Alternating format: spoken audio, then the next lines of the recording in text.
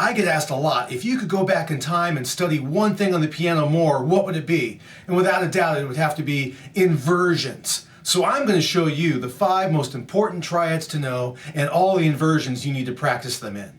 But first, let me just explain, well, why are chords and their inversions so important? Chords are the basic 3-note structures that we use in popular music. You might have heard things like major chords and minor chords.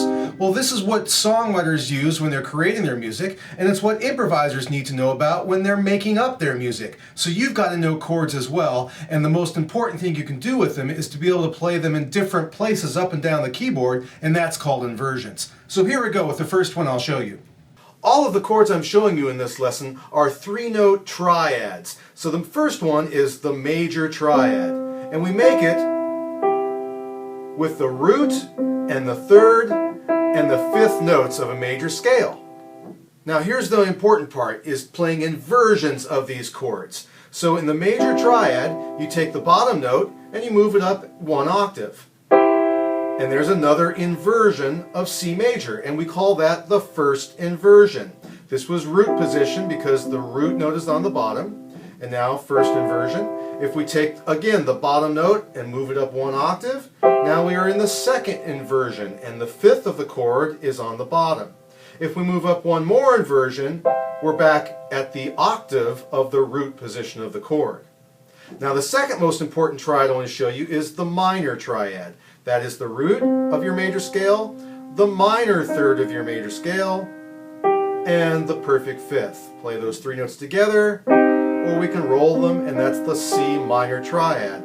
We can now take the bottom note, take it up an octave, and there's our first inversion. Now take this note up here, second inversion, and again to the root position. The next triad is the diminished triad. It starts with the root, the minor 3rd again, and now a diminished 5th.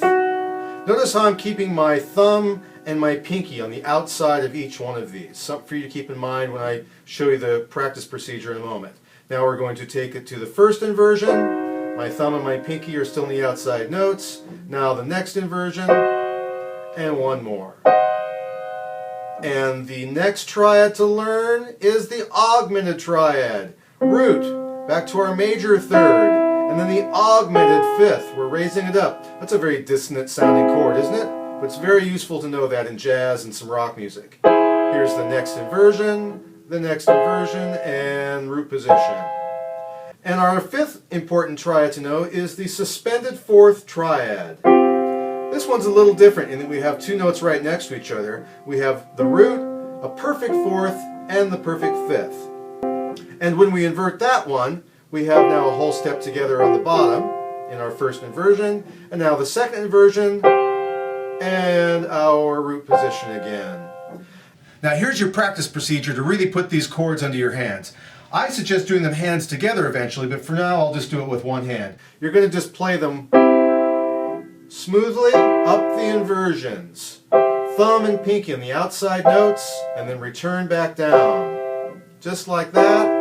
Really get the sound of C major into your ear. Now minor. And just keep in mind that any one of these inversions is just as valid a C minor chord as any of the others. They're all versions of C minor. Now we have C diminished. Hear the dissonance of that chord because it has the diminished 5th in it. Moving to the augmented triad. Thumb and pinky on the outside notes. And then finish with the suspended.